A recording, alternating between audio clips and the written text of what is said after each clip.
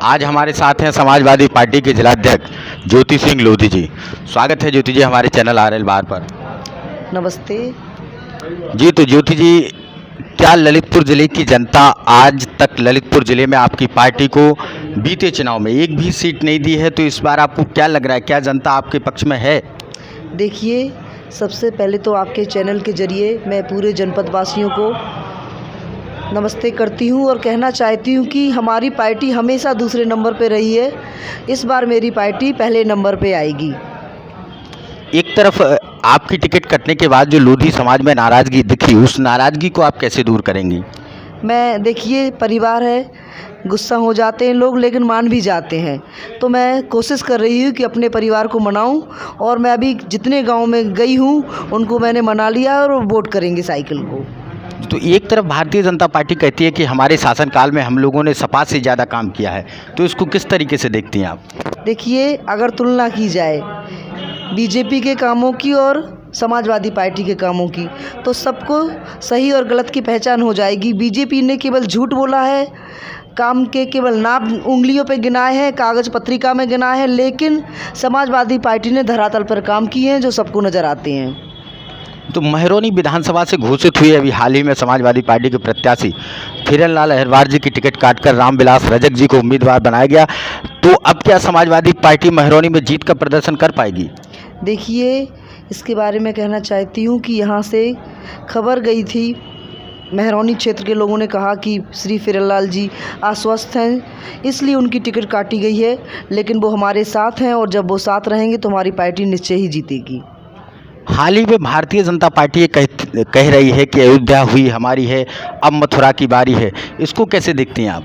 देखिए, भारतीय जनता पार्टी तो सिर्फ भगवान का नाम लेती है, हम लोग भगवान को मानते हैं, वो भगवान के नाम पर वोट मांगती है। हम भगवान का नाम लेकर काम करते हैं और जब हम भगवान का नाम लेकर कोई भी काम शुरू करेंगे तो निश्चय ही सफलता हमें मिलेगी। बीजेपी सिर्फ भगवान का नाम केवल वोट की राजनीति के लिए करती है और हम लोग मन से भगवान को मानते हैं। समाजवादी पार्टी निश्चय ही जीतेगी। समाजवादी पार्टी सभी धर्मों का सम्मान करती है और सभी जातियों को सम्मान करती है, तो हम लोग सभी धर्मों को लेकर सरकार बनाएंगे।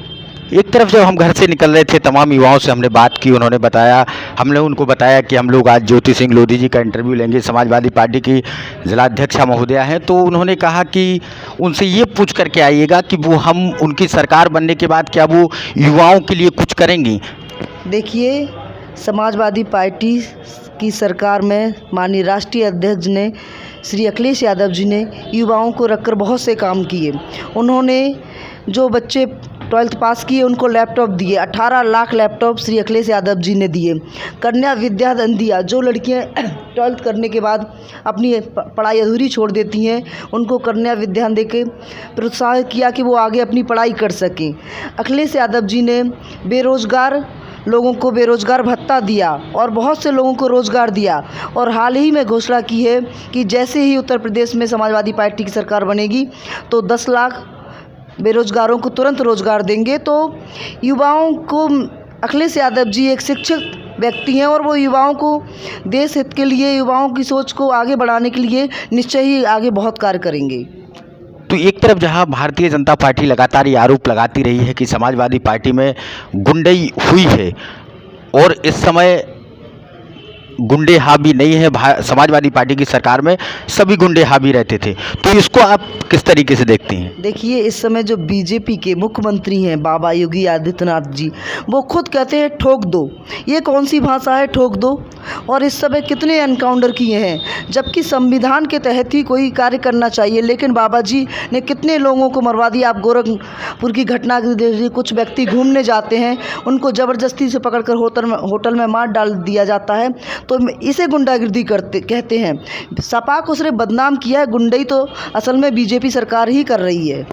तो एक अंतिम सवाल बस, समाजवादी पार्टी के राष्ट्रीय अध्यक्ष अखिलेश यादव जी एक नया नारा देते हैं कि नई हवा है, नई सपा है, इसको किस मतलब से लोग समझें, ये अभी तक समझ में नहीं आ रहा है।